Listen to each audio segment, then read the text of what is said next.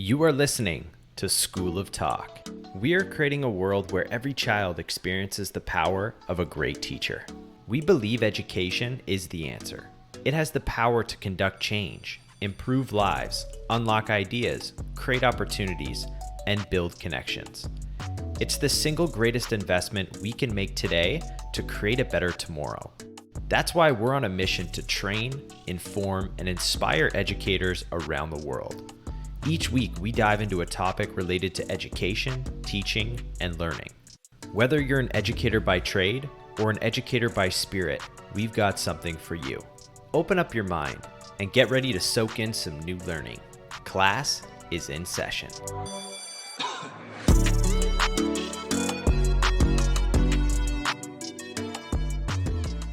Welcome back to the School of Talk podcast. I'm joined today by Andrew Sherman of Cognia. Andrew, how are you doing? Good, Ryan. Good. Thank you very much. Good to be here with you this morning. Fantastic. And of course, it's August now, so a lot of schools will be, or at least the school staff will be returning to their offices. Did you have a good summer break yourself? Yeah, here at Cognia, we have a different sort of schedule. We work globally. And as you know, you work globally as well. There's schools in session all year round practically. So even here in Ecuador, we've got two calendars, a coastal and a mountain calendar. And it means that schools are pretty much running 11 and 11 and a half months out of the 12-month year. So keeping busy over the summer and then try to find some time for rest and relaxation outside of those two calendars here in Ecuador and throughout South America. Fantastic. And of course, there you mentioned yourself, you're part of Cognia. Rather than me trying to explain what you do, maybe it'll be better from your mouth exactly who you are and what your aims and objectives are.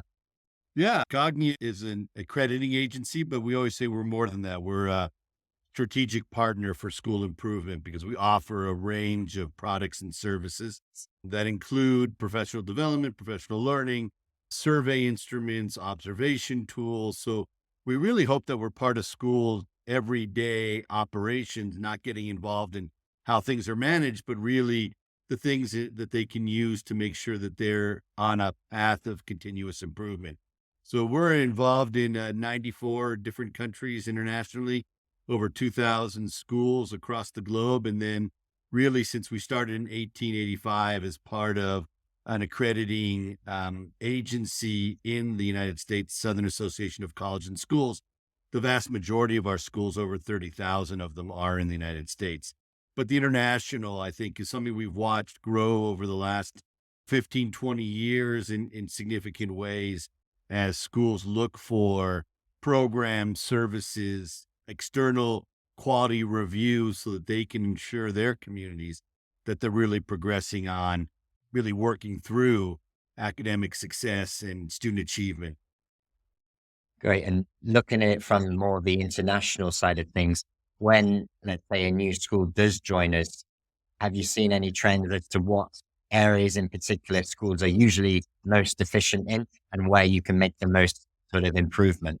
Yeah, I think schools generally, almost 100% of the time, they're out for the right things. They're really looking to provide the highest level of services to their community. And that services in a holistic way, not just the educational services, but extracurricular, food, transportation. They want to make sure in what we see over time, a highly competitive market, that they're providing what their community needs. And I think when we come in, we're really giving them a framework, kind of a lens to look at their school, their services, to say, hey, is this where we want it to be? We have 15 assurances we ask schools to follow operationally. And those range from programs and plans related to teacher recruitment, retention, and development to child protection protocols. And then we have 30 standards that are much more focused on the academic life of the school. They're going to look at the culture and the leadership and the engagement, as well as the growth of learning at that school. So I think it's more generalized in terms of what schools are looking for. They're saying, hey, we're around for a little bit. We've done some really good things, but are we where we want to be? And are we really completing what we see as our mission and vision? And are we really living our institutional values? And that's where we come in as the strategic partner to say, hey, let's look at this holistically. let's look at every element of how you're operating and the things you're offering your students. And can we find areas that you can improve on? And I think most schools really engage the process with high levels of fidelity, high levels of transparency. It really helps when schools do that because they're identifying the areas better than we can with our visits. So they're identifying areas, we're validating those areas. We're probably seeing some other areas when we go and do our reviews with our expert team members. They're going to see some other things, but really, as I said before, it's collaborative because the school itself needs to fully engage in the accreditation process to really identify areas that they see that they can improve in. So it's not any specific area. I think it's that holistic approach that people really benefit from working with Cognia. And can any school become Cognia registered, or is there certain criteria before No, they I come? think what we're looking at schools that can meet the assurances and can meet the standards. And we're looking at schools being able to engage in that. I mean, it takes some level of resources, certainly, to be able to do that. Not a lot. It takes more commitment and interest than it does resources. And I think we're here to help every student everywhere get the highest quality education possible. And that's our commitment. And so we work with all types of schools, schools that have national curriculum, schools that are connected to the IB, schools that work with IGSE and the British system. I was just in Panama at the German school. So I think most schools recognize that external review or some level of external review is healthy and positive for them to improve. And we're really there to fill that role. And it could be any type of school anywhere in the globe that really has that commitment and interest to continue to improve and really live its mission and vision. And you mentioned there that you've got a whole host of different experts that are helping with your school improvement. Are these individuals usually from school principal, director backgrounds, lots of different types of administrators that are all part of the organization? That's an excellent question. We do so many reviews every year. We couldn't keep a staff large enough to fill all the teams. So we really rely on a high level of collaboration from schools in our network. And we're consistently training people here in this region in Latin America, but throughout the globe to participate on those teams. I always say those teams are really professional learning because you go in and see how another school operates, what they're all about, the programs they're using, how they manage bus drop off. You're really learning so many elements of how that school does things that I always feel when I sit on teams, I take away more than I'm actually giving because you learn so much by seeing another school, the sort of inner workings of another school. So we have a training program for team members. They come, as you mentioned, anywhere from principals, school heads, curriculum coordinators, liaisons with Cognia to, in the States, ex-superintendents, also current sitting superintendents, other high-level administrative and leadership people from schools throughout the globe sit on these teams and they go out and, as I said, they provide a way for schools to have other individuals, experts, because they've lived it, they're practitioners, to provide insights as to how they can improve their own programming. Great. And moving more towards your specific role with Cognia, as I understand it, you're director for the whole LATAM region, correct? So I'm vice president for Latin American strategy and development. We have 350 schools here in Latin and growing.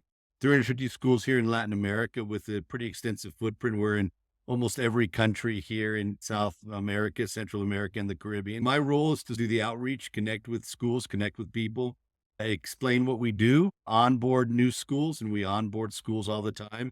Visit schools. So I'm going to be in Guayaquil in the next week, visiting 7 schools that we have there, just dropping in, providing thoughts around what they could be looking at and utilizing our services and our products. We've got a really extensive platform that we use that's divided into 2 pieces. One is called My Home. And in My Home, it's really based on professional learning. So our Cognia learning community is pretty extensive in terms of the coursework it offers, in terms of the professional library that's there. And we really see schools design pathways for their staff to do it individually, to do it in small groups, or to offer complete group professional learning. And so it's a nice way to differentiate, which we hope people are doing with adult learners, giving them what they need when they need it. And we can help schools build those pathways in My Home. In my journey, it's much more focused on data collection and different tools that can help you do that. We've got a great observation tools that are focused on the learning environment called Elliot. What are students doing in the class? Are they engaged? Can they tell you what the learning objective is? Are they in the classroom permits movement and connections and multiple ways to organize students in a learner-focused setting? We also have teacher observation tool, the TOT, which focuses on is the teacher promoting that kind of learner-centered focus and domains that allow them to do that. So both those tools collect data for schools to understand a little bit more about what's going on in their classrooms. We also have a set of surveys that allow for stakeholder groups to deliver their perceptions to school leadership in terms of what teachers are thinking, what students are thinking, what parents are thinking in terms of programs and operations. And we ask schools to utilize that data, analyze it, review it, think about what that data is telling them in order to build their school improvement plan. So it's a pretty extensive database of information that we have that you can benchmark against, but it's also a pretty robust platform to design both school improvement and professional learning. Great. And do you, once the school is part of your organization, do you encourage collaboration between all of the Cognia schools, whether in one specific country or regionally across the whole of LATAM region? I think we can explore that more, and I'll explain how we're doing that. We do some of that. So I know you're going to be in Cancun and you're going to participate with us in our Latin American Impact Conference, which we do every year in a different place in Latin America. And that brings different types of schools, different levels of school leadership together. We also offer summits, which are one-day activities where we have schools demonstrate their powerful practices that they've used to, in their school improvement journey. So we do bring people together. We encourage that networking. We just are starting and launching something called the Latin American Leadership Cohort, which is a solution-driven leadership circle where leaders are talking to one another, which we think they need to do and not be in silos in order for them to understand what issues that they're facing, and the support of really a group of people that can give them ideas on how to address different issues and situations. The other thing we've been looking at is how to share out powerful practices. So you could imagine if we're doing 2,000 to 3,000 reviews a year, and in those reviews, they're identifying powerful practices that schools use. How interesting it would be to be able to share out those powerful practices to schools in our network. And so now we're looking at perhaps an AI-driven tool or platform that allows greater level of sharing. And with that kind of a geolocation tool in it that says, hey, this powerful practice comes from a school that's just down the block or 15 miles away. Maybe it would make some sense to reach out to them and find out how they're doing this powerful practice that's been recognized by experts in the field that go and visit these schools. So we're consistently looking for ways to improve ourselves. If we're talking about continuous school improvement, we have to be involved in continuous organizational improvement. So we're consistently looking for ways to leverage the kind of information that we have about what schools do to be better, to share out with our network. And for sure, you said at the top that Cognia has been going for well over 150 years now. So I'm guessing you've had some sort of continuous improvement throughout that time. Otherwise, you probably wouldn't still be here. I think so. I would imagine. So we have a couple different iterations and we've changed our name a few times, but I think we're well known in the field. We have the largest footprint of any accrediting agency. And I think that speaks to what we hope we can offer the schools that work with us and the schools that are interested in that pathway to accreditation. And obviously you're in control of LATAM as a whole, but what other areas in the world are Cognia particularly present in? And is there any that are growing massively, or is it LATAM that's the one that's really, really growing? That's a great question. LATAM's one that's been consistently affiliated with initially Southern Association of Colleges and Schools, which was Cognia originally, and then it became Advanced Ed and Cognia. So we've always had a strong influence because I think the proximity to the southern part of the United States, which was initially the genesis or the originator of Cognia. But we're growing all throughout the globe. So there's vice presidents in Asia. There's a vice president for Europe and North Africa. There's a vice president for the UAE and that area of the Middle East. And there's Africa as well.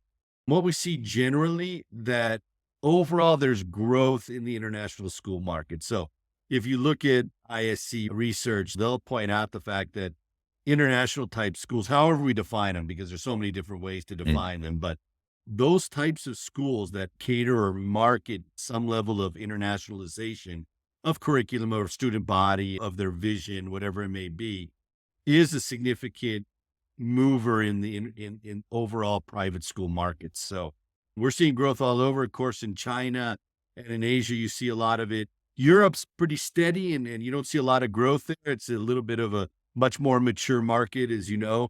Then in Africa, we're seeing growth as well. So there are people that reach out to us. We reach out to them. But I think overall, that idea of accreditation as a part of being an international or an American international school has led to significant growth over the last decade, 10, 15 years, like I mentioned at the start of our conversation. And are you finding that there's a particular curriculum that's becoming more and more popular? I know we've spoken to different types of schools, so now we had the IB on a podcast show speaking about the development of the IB curriculum. Is there one within LATAM Cognia schools that you're seeing that keep popping up?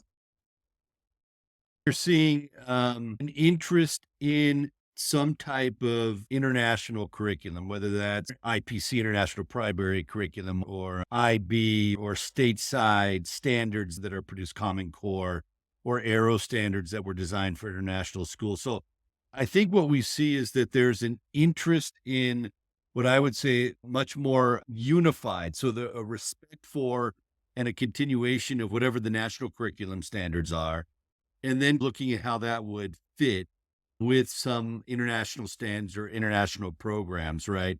And I think schools are making interesting decisions to internationalize their curriculum by looking at what best fits with their local context and their commitment to national standards or national curriculum.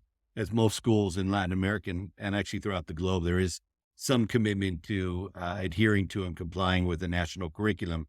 And then some openness to allowing for some combination, some type of hybrid creation with whether it's US-based standards or curriculum or frameworks that could be IB or could be Cambridge or IGSC or German national or French national curriculum. Because we see it all really in that international market. And I think it depends on how that school is established. What's the foundation for that school? What's its vision? What community it's trying to meet the needs of. And then they build and create that international curriculum, thinking about what the needs of the community are.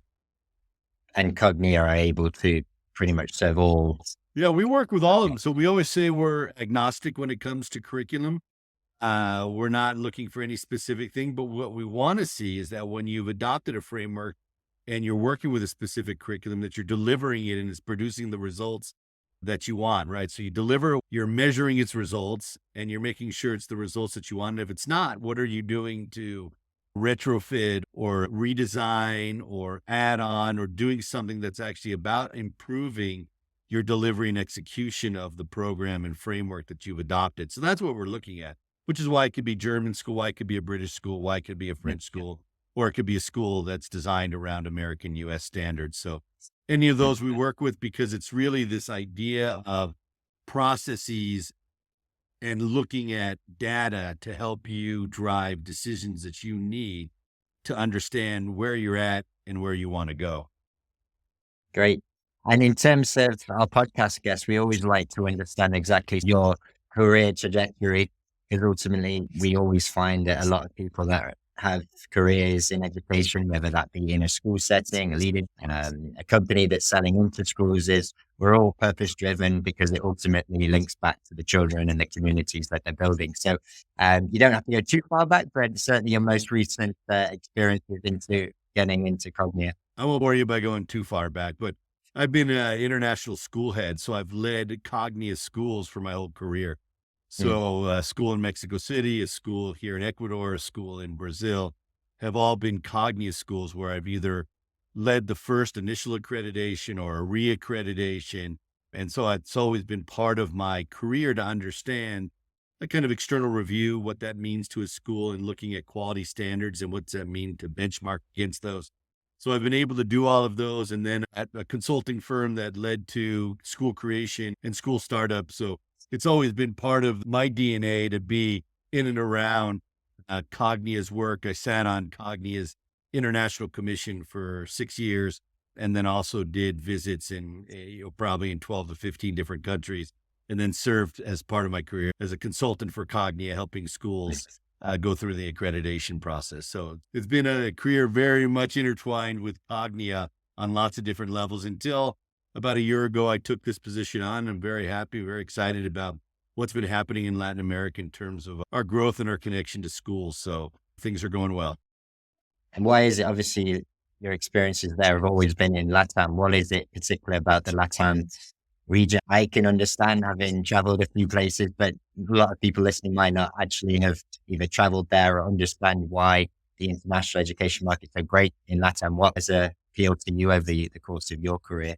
Yeah, it is that appeal because there's been opportunities to move out of LATAM and I never took them, right? So Mm. there's something about Latin America. And I think by far it's the community, right? So there is such an understanding of the community, of the importance generally of education. And I worked as an educational leader in the States where definitely don't feel that as much.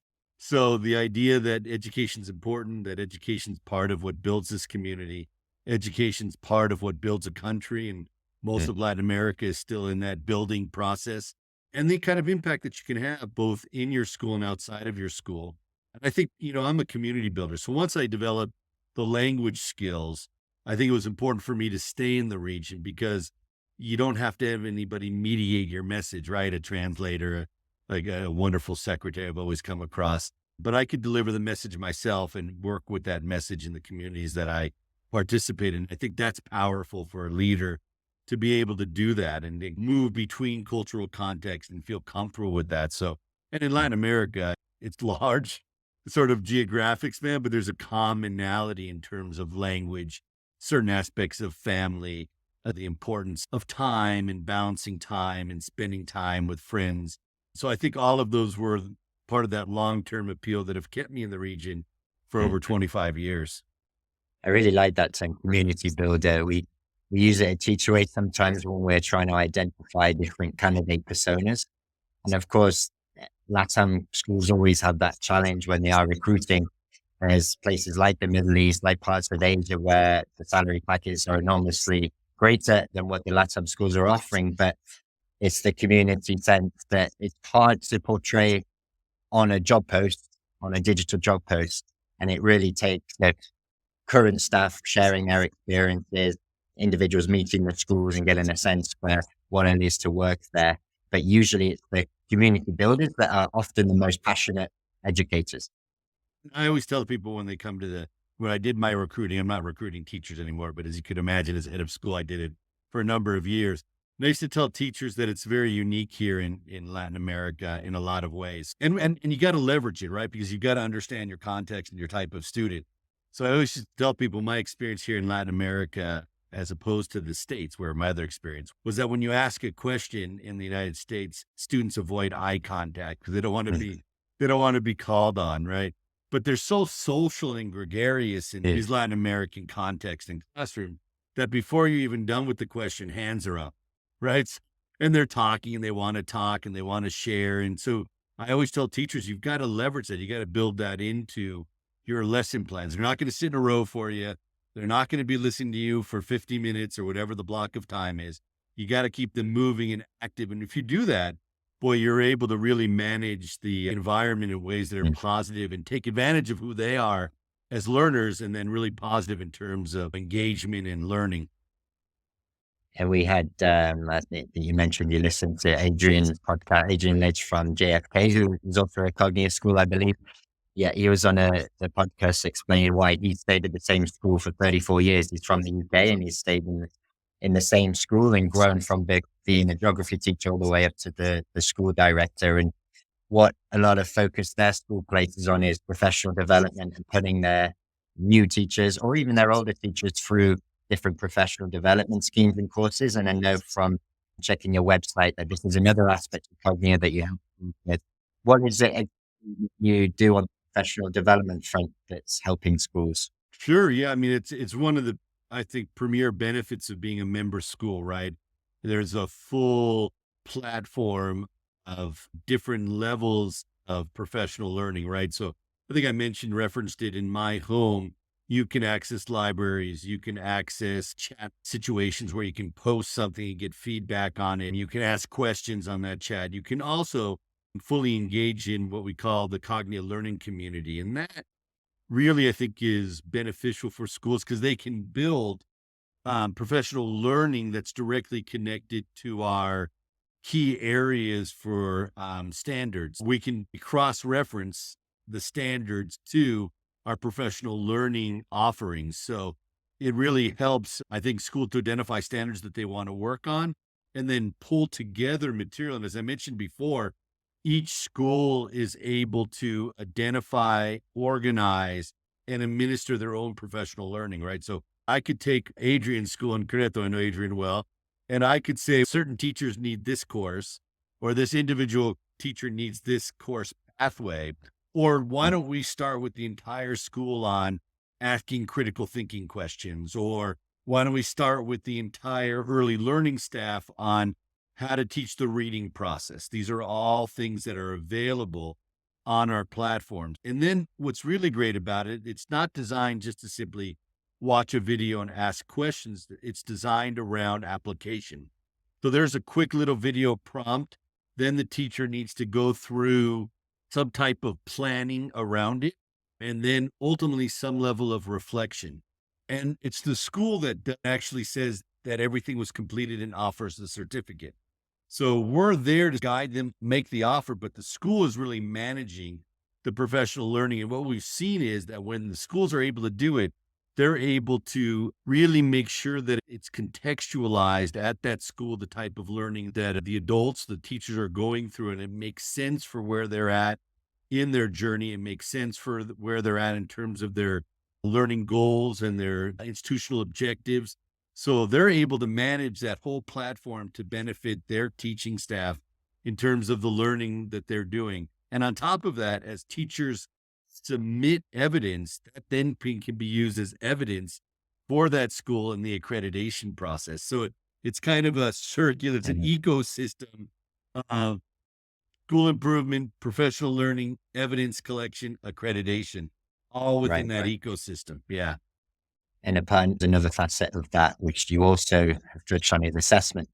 And certainly from my own personal sort of interest, and this might be the most difficult question of the whole podcast, is around AI and assessment. Obviously, with AI becoming more and more mainstream, how have you found schools both take the opportunities that are there with AI, but also the threats, particularly around things like assessment, where it's so easy now to plagiarize a coursework, for example? Have you had any solid examples from schools or worries from schools, and how would you approach that if that was a thing that the school was I worried think we're about? seeing a real mixed bag of adoption of AI, right? So I think the majority of schools, almost 2 years into ChatGPT, get it, that they're not going to be able to simply say, don't use it, don't work with it.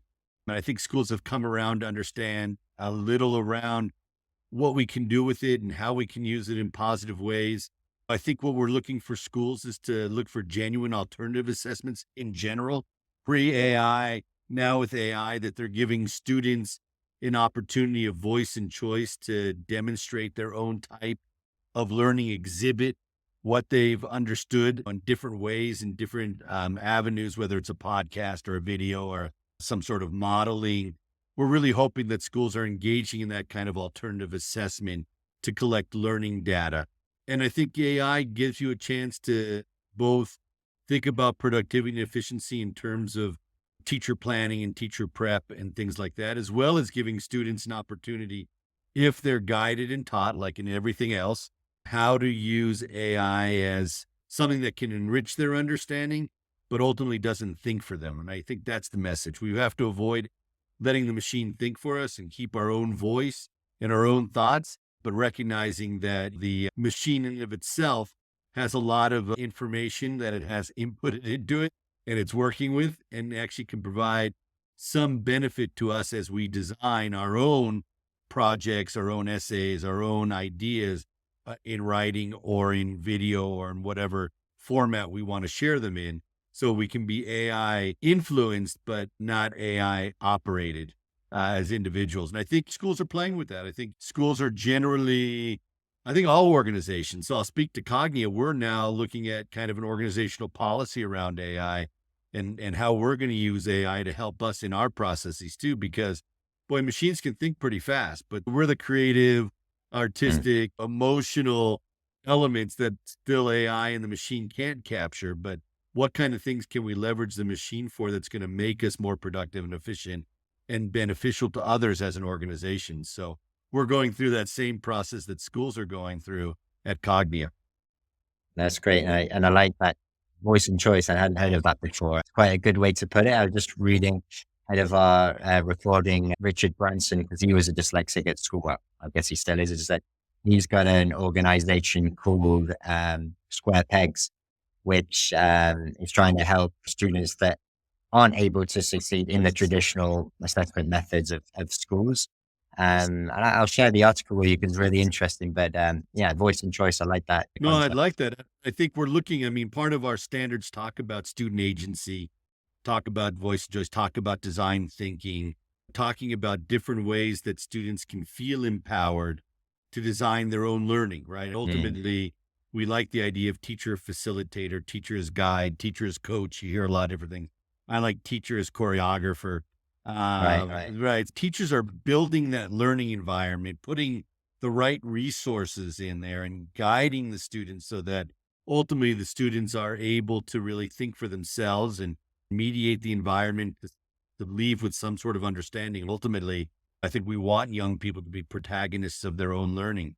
And that means the teacher has to be there to sort of guide them and hold their hand and push them a little bit, but not be in front of the class all the time, delivering information, because really a search on our cell phones probably can do something like that.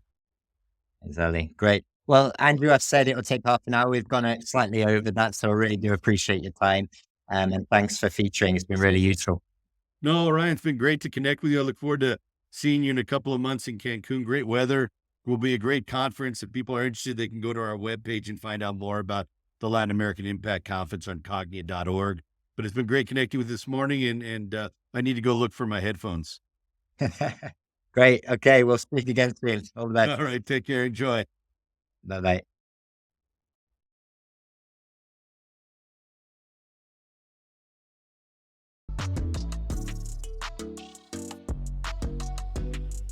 Thank you for listening to this episode of School of Talk. If you enjoyed today's episode, be sure you subscribe to the podcast. If you love today's episode, share this out with a friend. Class is dismissed.